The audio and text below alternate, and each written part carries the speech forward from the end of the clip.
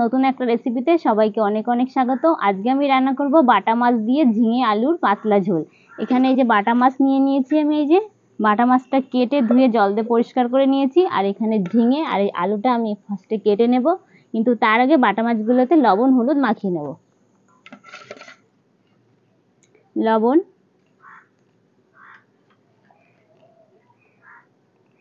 হলুদ গুঁড়ো,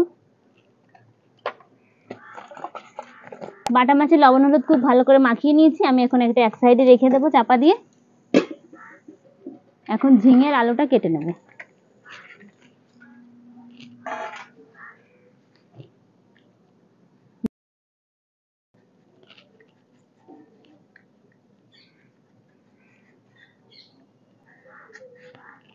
আলুগুলো আমি লম্বা লম্বা করে কেটে নেব।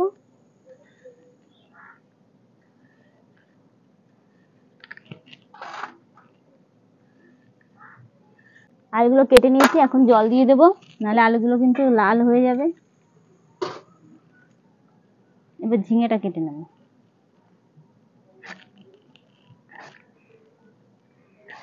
প্রথমে ছোট ছোট টুকরো করে তারপরে আমি খোসা ফেলে দেবো।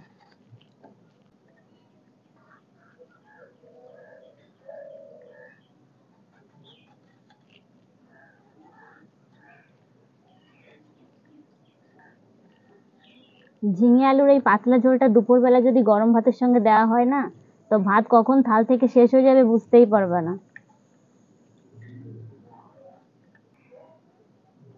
কেটে নিয়েছি সবজি, এবার আমি ভালো করে ধুয়ে নেব।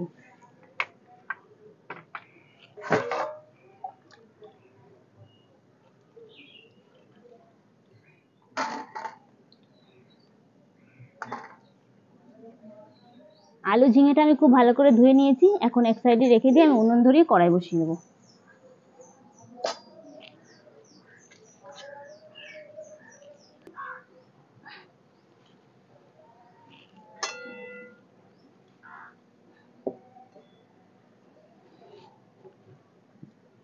কড়াইটা গরম হলে সর্ষের তেল দিয়ে দেবো। বন্ধুরা, আমি যে আজকে ঝিঙে দিয়ে আলু দিয়ে বাটা মাছের ঝোল করছি, এটা কিন্তু অন্য কোনো সবজি দিয়েও করতে পারো, খেতে কিন্তু দারুণই হবে।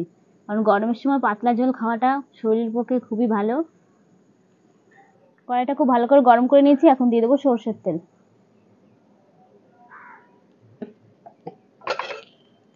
একটু চারদিকে ছড়িয়ে দেবো তেলটা। আর মাছ ভাজার সময় তেলটা কিন্তু খুব ভালো করে গরম করে নিতে হবে, নাহলে কিন্তু মাছটা লেগে যাবে। আমি এখন এক এক করে মাছগুলো ভেজে নেব।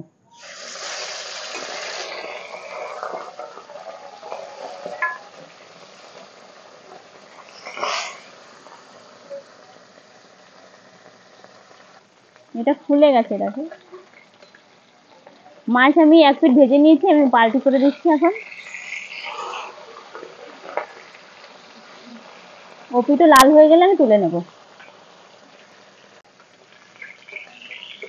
মাছগুলো আমি ভেজে নিয়েছি, এখন তুলে নিচ্ছি।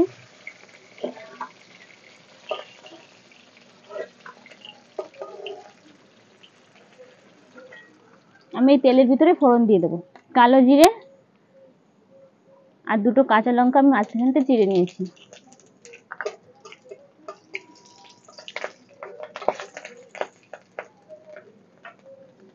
এখন দিয়ে দেবো কেটে রাখা আলু।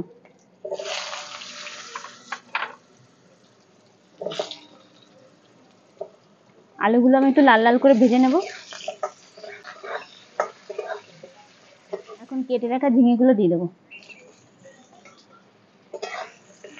এবার ঝিঙেগুলো একটু হালকা করে ভেজে নেব। আর এই ঝিঙেগুলো ভাজতে ভাজতে আমি একটা বাটিতে মশলা গুলিয়ে নেব।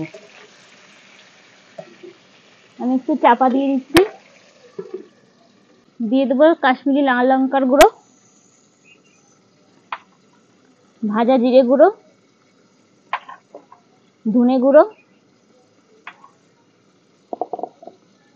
আর দিয়ে দেবো হলুদ। একটু জল দিয়ে আমি এটাকে ভিজিয়ে রাখবো, তাহলে একদম বাটা মশলার মতো হয়ে যাবে। চাপাটা খুলে নেব, আবারও ভালো করে নাড়াচাড়া করে নেব। ঝিঙে আলু আমি একটু ভালো করে ভেজে নিয়েছি, দেখো। এখন দিয়ে দেবো আদা বাটা, আর ঝালের জন্য কাঁচা লঙ্কা বাটা। ঝালটা নিজেদের পরিমাণ মতো দিতে হবে, যে যেমন ঝাল খাবে। এখন এগুলো ভালো করে আমি মিশিয়ে নেব। কাঁচা লঙ্কা আদা বাটা ভেজে নিয়েছি, এখন দিয়ে দেবো বাটিতে যে মশলাটা গুলে রেখেছিলাম সেটা।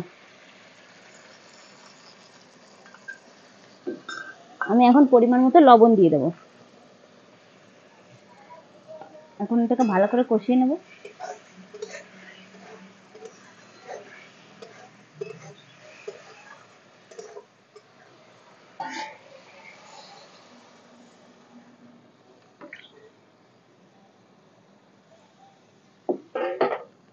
জল দিয়ে এবার চাপা দিয়ে সিদ্ধ করে নেব ভালো করে আলু আর ঝিঙে।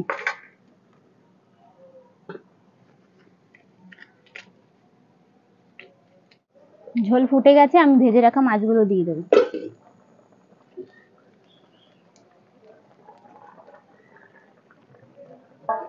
আবারও চাপা দিয়ে দেবো। চাপাটা খুলে দেখে নেব। তরকারি কিন্তু হয়ে গেছে, বাটা মাছ দিয়ে আলু দিয়ে ঝিঙে দিয়ে ঝোল। এবার নাড়াচাড়া দিয়ে এটা নামিয়ে নেব। ঝিঙে নরম জিনিস, তাই বেশিক্ষণ লাগে না সেদ্ধ হতে। এই যে সেদ্ধ হয়ে গেছে। আলুটাও আমি পাতলা করে দিয়েছি যেন একসঙ্গে সব সবজি সেদ্ধ হয়ে যায়। এখন নামিয়ে নেব।